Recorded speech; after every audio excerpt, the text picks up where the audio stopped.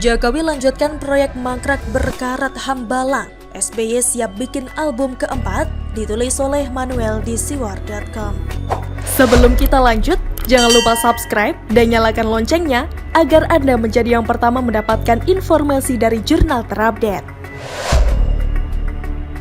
Joko Widodo ini adalah orang yang cerdas dalam berpolitik. Melalui ketulusannya, ia seolah memberikan bara api di atas kepala para musuh-musuhnya yang ingin dirinya hancur. Demokrat lagi-lagi menjadi sasaran gerilya dan serangan politik Joko Widodo. Di periode kedua ini, Joko Widodo tidak ada tekanan. Apa yang ia katakan benar adanya. Serangan-serangan mulai terlihat menohok.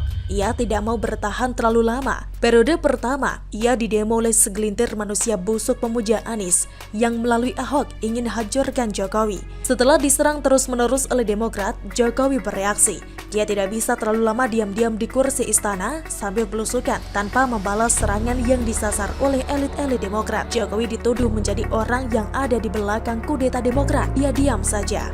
Tapi dia lama-kelamaan panas telinga dan mendidih darahnya mendengar bagaimana dia diserang habis-habisan lewat isu-isu yang tidak penting dari kader Demokrat macam si Halu Andi Arief. Sekarang, dia berhasil ke Hambalang, tempat yang beberapa tahun lalu ia gunakan untuk serbu SBY soal sindiran. Kesabaran Tuhan saja ada batasnya. Gimana kesabaran seseorang? Jokowi ini bukan Tuhan. Dia pasti lebih pendek sabar ketimbang Tuhan yang gak suka sama cara berpolitik Demokrat yang sudah berkarat itu. Sudah waktunya Jokowi turun untuk membalas semuanya. Statement Jokowi dalam melanjutkan proyek Hambalang yang mangkrak di era SBY dan jadi bahan bully satu Indonesia dan seluruh rakyat Ibu Pertiwi membuat Demokrat ini malu. Demokrat yang menolak Omnibus Law keluar paling keras diam soal Hambalang. Joko Widodo sudah bermain dengan sangat cerdas. Langkahnya tepat, mungkin terkesan lambat, tapi dengan statementnya soal proyek mangkrak bernilai triliunan ini, Demokrat dipermalukan. Kenapa Demokrat? Karena Hambalang dibangun di era Demokrat menjadi partai pemimpin. Sebenarnya Jokowi belum menentukan pastinya akan melanjutkan program mega proyek yang mangkrak soal pusat pendidikan, pelatihan, dan sekolah olahraga nasional di Bukit Hambalang yang sudah bertahun-tahun mangkrak dengan struktur yang sudah berkarat alias membusuk. Tapi Joko Widodo sebagai presiden lewat Menteri Pemuda dan Olahraganya, ini Bapak Zainuddin Amali mengatakan Jokowi sedang mempertimbangkan untuk melanjutkan proyek busuk itu. Dengan demikian kita tahu bahwa hari depan para atlet akan cerah. Rumput-rumput dan ilalang di Hambalang akan dipangkas. Proyek siap dilanjutkan. Agenda besar itu sudah mulai dituliskan dalam desain olahraga nasional oleh Menteri Olahraga. Kita sedang mempertimbangkan untuk bisa melihat Hambalang menjadi tempat untuk sentra atlet senior dan atlet-atlet kita yang sudah siap untuk bisa bertanding. Kami akan buat 10 sentra pemusatan latihan di beberapa daerah. Dan yang paling mendasar adalah talenta ketika di sekolah dasar, kata Zainuddin dikutip dari YouTube Sekretariat Presiden pada Senin 15 Maret 2021. Sebetulnya, Hambalang menurut Menpora bukanlah satu-satunya proyek yang akan dibangkitkan oleh Joko Widodo, tetapi masih banyak atlet nasional akan mendapatkan pelatihan luar biasa intens. Sampai saat ini pelatihan masih terdesentralisasi dan pengawasan mutu sangat rendah. Maka Menpora bekerja sama dengan Menteri PUPR Basuki Hadimulyono akan siap membangun Hambalang. Kenapa Hambalang? Karena Hambalang ini sudah ada strukturnya meski busuk. Setidaknya Jokowi tidak perlu mulai lagi dari nol. Mahal bangun struktur. Proyek triliunan itu masih bisa diselamatkan. Instruksi khusus dari Jokowi kepada Menpora pun sudah jelas. Pertama, Jokowi memerintahkan BPKP untuk mengaudit ulang proyek tersebut secara menyeluruh agar nanti KPK kalau mau cari kesalahan Jokowi bisa dieliminasi lagi. Novel Baswedan kan sering tuh nyalah-nyalahin Jokowi. Kedua, teknis pun harus dijalankan dengan baik sehingga pembangunan bisa dilanjutkan. Saat itu PT Adikarya yang menjadi perusahaan pemegang tender proyek. Proyek 2,5 triliun itu akan menjadi pusat pelatihan. Tapi ternyata KPK dulu sebelum Novel caper mengendus praktek korupsi. Maka proyek itu dihentikan di era SBY. Agar apa? Mungkin untuk menyelamatkan diri. Saat itu Menpora Andi Malarangeng, Dirut Operasional PT Adikarya Teuku Bagus, sampai Ketua Umum Anas Urbaningrum pun masuk skandal ini. Kerugian negara masuk ke angka 706 miliar. Sekarang Jokowi mau kembalikan Hambalang jadi tempat olahraga. Sungguh bikin malu Demokrat. Luar biasa Pak Jokowi, siap-siap deh album keempat. Begitulah luar biasa.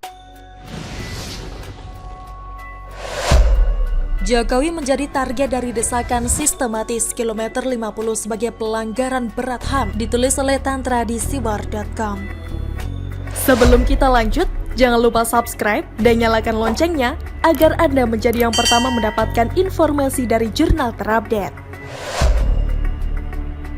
Dari rencana kepulangan Rizik sampai tiba di tanah air, memang terasa sekali ada sebuah upaya gerakan politik untuk menjatuhkan kredibilitas Presiden Jokowi untuk selanjutnya menjatuhkannya dari kursi presiden. Sesampainya di tanah air, Rizik yang merasa mendapatkan backup dari tokoh-tokoh penting dan kuat di belakang layar, terkesan jumawa melabrak siapa saja. Provokasi dan tindakannya mengesankan dia akan aman dan selamat karena lindungan Sang Dalang. Kesan Rizik sebagai orang kuat dan disegani serta tak tersentuh hukum sempat membuat masyarakat skeptis karena pada saat itu negara dengan perangkat hukumnya tidak mampu melakukan tindakan tegas. Kepungahan Rizik dan gerombolannya terlihat dari peristiwa di kilometer 50 Tol Cikampek, di mana dalam peristiwa tersebut terbukti orang-orang Rizik telah mempersiapkan diri dengan senjata api dan senjata tajam untuk melawan aparat kepolisian dalam memantau gerak laju Rizik. Merasa sang bos sudah sakti mandraguna dan tidak tersentuh hukum, para pengawal Rizik yang telah siap dengan senjata api serta skenario perlawanan menyerang aparat kepolisian yang memantau pergerakan mereka. Mereka lupa bahwa menggunakan senjata api dalam situasi pertempuran yang sebenarnya tidak saja membutuhkan skill yang matang, tapi juga kondisi mental yang sudah terasah oleh pengalaman. Meskipun dalam rekonstruksi yang juga disaksikan oleh Komnas HAM membuktikan bahwa pengawal Rizik yang terlebih dahulu menyerang, tetapi pada kenyataannya mereka kalah skill dan pengalaman oleh aparat kepolisian, sehingga 2 dari pengawal Rizik tewas dalam adu senjata tersebut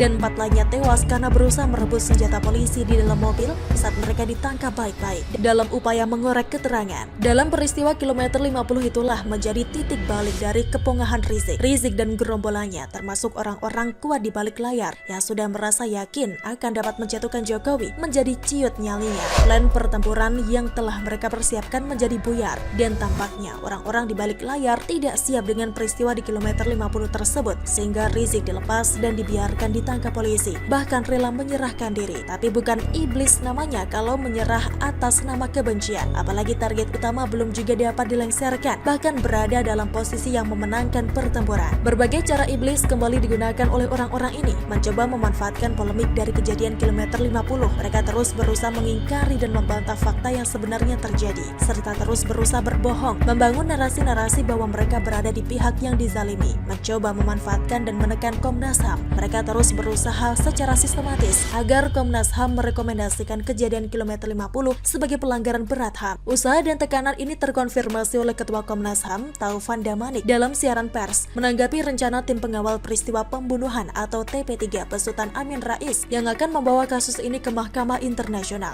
Dalam keterangan pers yang dilansir detik.com tanggal 25 Januari 2021 tersebut, Taufan mengungkapkan adanya pihak yang mendesak agar tewasnya 6 laskar FPI digolongkan sebagai pelanggaran berat HAM. Desakan itu dilakukan secara sistematis dan terus-menerus. Meskipun Taufan tidak menjelaskan secara spesifik dari mana desakan itu berasal, namun Taufan mengabarkan bahwa desakan tersebut datang sejak awal dan pihak yang mendesak tersebut juga melakukan penggiringan opini melalui penyebaran disinformasi, melalui video-video pendek kutipan pernyataan Komnas HAM yang tidak memiliki relevansi dengan kejadian kilometer 50. Komnas HAM secara tegas menyimpulkan bahwa dalam kejadian kilometer 50 tidak ditemukan adanya pelanggaran berat HAM berdasarkan data dan bukti yang telah didapat. Menanggapi argumen dari TP3 yang mengaitkan kasus ini ke Presiden Jokowi, menurut Komnas HAM merupakan sebuah kesimpulan yang terlalu jauh dan sumir, apalagi untuk membawa kasus ini ke Mahkamah Internasional. Menurut Komnas HAM, kejadian kilometer 50 tak akan bisa diajukan ke Mahkamah Internasional karena Indonesia belum meratifikasi Statuta Roma. Kemudian faktor kedua adalah tidak terpenuhinya unsur unable dan unwilling. Unable adalah jika suatu negara tidak mampu lagi menjalankan sistem peradilan nasional, sedangkan unwilling adalah jika suatu negara tidak mempunyai kesungguhan dalam menjalankan sistem peradilan. Kedua unsur tersebut pada kenyataannya masih dapat dijalankan di Indonesia, bahkan mendapat perhatian khusus dari Presiden Jokowi. Sebenarnya, Komnas HAM tidak perlu menjelaskan hal teknis tersebut ke mbah-mbah dari Yogyakarta tersebut. Bagaimanapun juga, beliau seorang profesor, tentu mengerti mekanisme hukum di Indonesia maupun internasional. Upaya tersebut hanya salah satu cara bagaimana dia bisa melengsarkan Jokowi, seperti saat dia melengsarkan Gus Dur memakai dengkulnya.